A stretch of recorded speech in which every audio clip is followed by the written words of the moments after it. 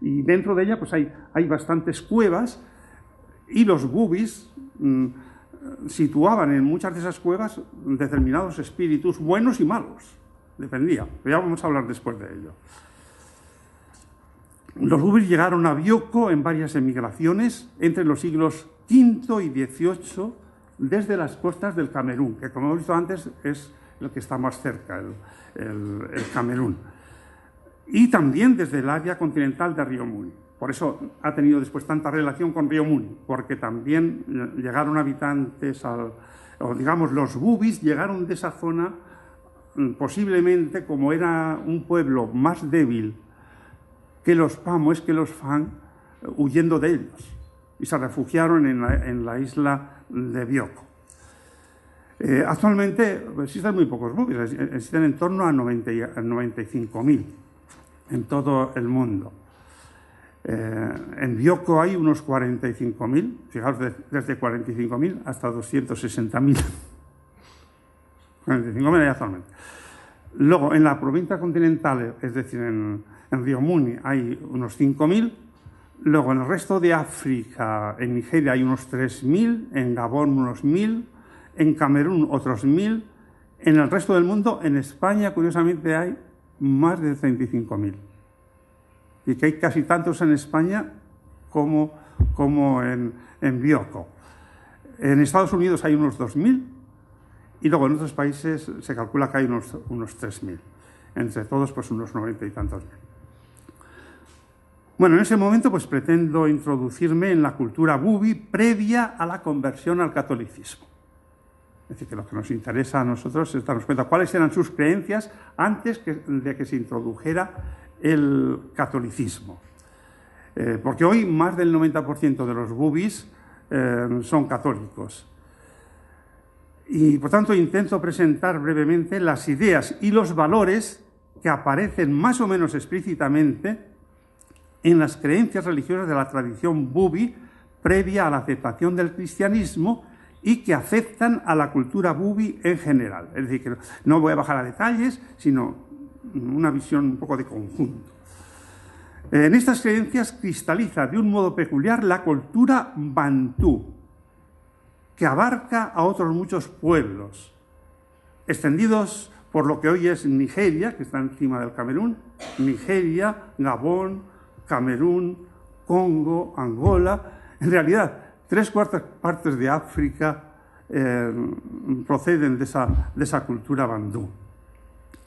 Lo mismo que nosotros podemos hablar, por ejemplo, de cultura indoeuropea, que abarca toda Europa y hasta la India, pues también creo que en cierto sentido se puede hablar lo mismo de cultura bantú, en cuanto que lo mismo que nosotros en las raíces de nuestros idiomas hay raíces comunes, y por eso se habla de una cultura indoeuropea, pues en todos esos idiomas que se hablan por estos pueblos también hay unas ciertas afinidades comunes, afinidades lingüísticas, y aquí también es importante insistir en ello, tradiciones míticas semejantes entre estos pueblos y también costumbres familiares y sociales. Para ellos, por ejemplo, es muy importante la relación social. Quizás ahora en el contacto con los europeos están perdiéndolo cada vez más por este individualismo europeo que se está metiendo también actualmente en África. Pero la tradición suya, y eso Francisco, que ha estado mucho tiempo por allá, por el profesor Francisco Giner, que ha ido muchos viajes a África, pues puede dar buen testimonio de ello.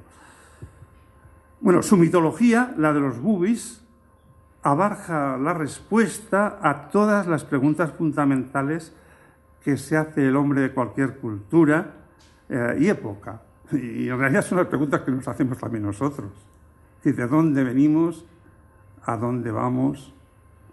¿Y qué somos, en el fondo? Y estas que son las preguntas claves que se las han hecho los grandes filósofos y se los han hecho, las encontramos en todas las grandes religiones y las encontramos también en todas las grandes mitologías. Bueno, y como os he dicho, mi presentación no puede bajar mucho a detalles. habría que añadir muchos matices a lo que yo voy a decir, pero creo que los elementos fundamentales sí que os los puedo presentar. Y esto no es que porque yo lo haya investigado directamente. Tengo que confesar que no quiero presentarme aquí, digamos, como el investigador original, que he ido a la Guinea y he hablado con los ancianos que me han contado todas estas cosas, porque en primer lugar ahora ya no se podría hacer. Pero sí que lo hicieron una serie de misioneros desde finales del siglo XIX.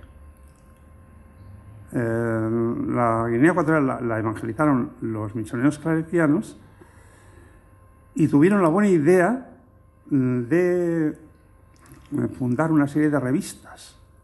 Por ejemplo, El Misionero, una era en que de vez en cuando los misioneros que estaban allá contaban las costumbres de los africanos, con los que estaban tratando constantemente. Pero no solamente eso, sino que fundaron también una revista que se llama Guinea Ecuatorial Española.